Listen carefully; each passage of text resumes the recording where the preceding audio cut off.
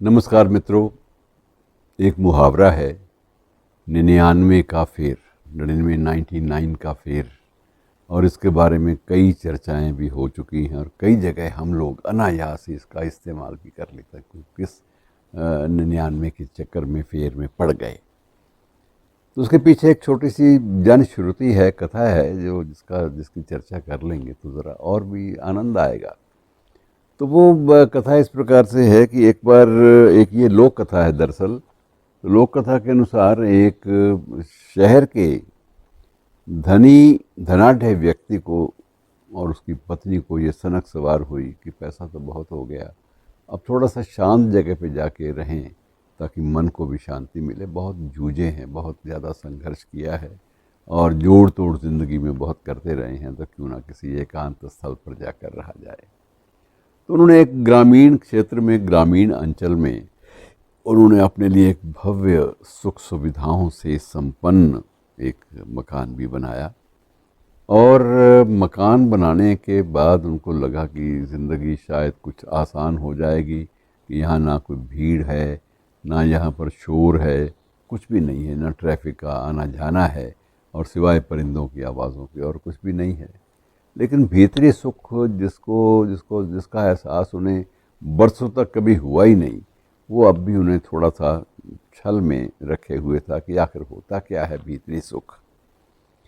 तो अब वो देखते हैं कि उनके वो महल नुमा मकान, नव निर्मित मकान के पास ही एक झोपड़ी थी और झोपड़ी में एक मियाँ बीवी रहते थे, किसान थे। और वो किसान दंपति रोज़ सुबह निकलते इकट्ठे खेतों की ओर अपने, और गीत गाते जाते और गीत गाते हुए वो लोग शाम को वापस लौटते।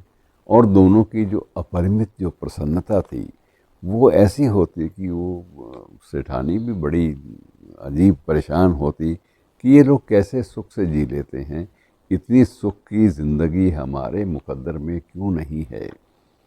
और उसने अपने पति से भी रात के वक्त बात की कि पति देव, ये हम लोगों ने सब कुछ बना लिया, यहाँ पर ज़िंदगी में हमारे पास धन भी है, संपदा भी है, अथाह संपदा है, जीवन के आराम के सारे संसाधन भी हैं, लेकिन सुख नहीं है। और ये देखो, इनके पल्ले कुछ नहीं है कम वक्तों के, फिर भी सुबह हंसते हुए जाते हैं और गाते हुए शाम को लौटते हैं दोनों मियाँ बीवी। ये सुख का चक्कर क्या है। तो सेठ भी चिंता में हो गया कि अब सेठानी को इसका उत्तर देना तो पड़ेगा। और ये कभी कभी वो उसने सोचा कि मेरे मन में बात तो आती है।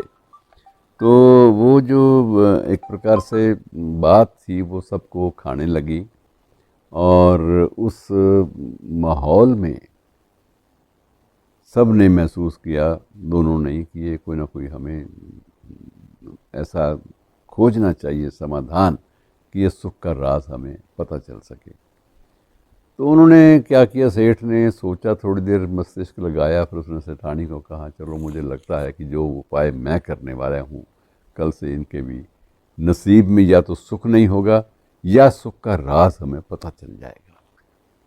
तो उसने क्या किया कि एक अशरफी जिसमें सिक्के थे, स्वर्ण मुद्राएं थी, वो रात के वक्त उनके घर में फेंक दी। और सुबह जब उन्होंने देखा कि स्वर्ण मुद्राओं की भरी हुई एक थैली पड़ी है, तो दोनों किसान दंपति बड़े प्रसन्न कि ये क्या हो गया, कहाँ से आ गए। उन्होंने एक एक करके बड़े आश्चर्यचकित फटी फटी आँखों से वो सारे गिने। वो 99 थे, 99 थे। और जब उन्होंने गिन लिए 99, तो उन्होंने कहा 100वां भी बीच में होना चाहिए, 100 से कम तो नहीं होते। तो उधर उधर देखा, कहीं नज़र नहीं आया। तो सेठ ने सेठानी से, दोनों दूर बैठे देख रहे थे तमाशा, उसने कहा बस अब ये देख लो कि ये कल से शांति की ज़िंदगी नहीं जिएंगे। तो कहती है क्यों, इससे आपने उनको संपदा दे दी, क्यों नहीं खुश होंगे। तो कहती ना, सेठ ने कहा कि बात यह है कि इसी 99 के फेर में मैंने अपनी ज़िंदगी सारी की सारी खर्च कर दी कि जितना है थोड़ा सा और, थोड़ा सा और, थोड़ा सा और ज़िंदगी में हमारे शांति जो है वो सारी सुख सुविधाओं के बावजूद हमारी ज़िंदगी से शांति ने बिल्कुल किनारा कर लिया। और अब देखना, ये सिर्फ 100वें सिक्के को प्राप्त करने के लिए ये कितने गलत हथकंडे भी अपनाएंगे, इधर उधर भागेंगे, दौड़ेंगे। और ये ना तो सुबह गीत गाते हुए जाएंगे और ना ही शाम को गीत गाते हुए घर आएंगे।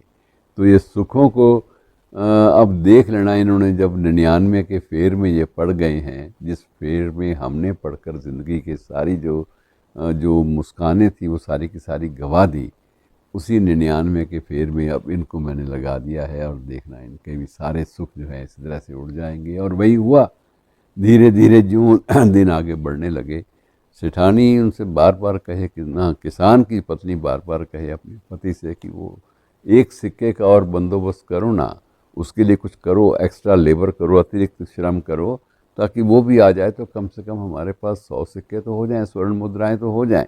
लेकिन वो कहता कि मैं बड़ा प्रयास करता हूँ, मैं ऐसी बात नहीं, मैं एक्स्ट्रा काम भी करता हूँ, मजदूरी कहीं और जाके भी कर लेता हूँ, लेकिन वो सिक्का मेरे से उस सिक्के के बराबर जो है आए, वो संपत्ति संपदा वो आ ही नहीं पा रही।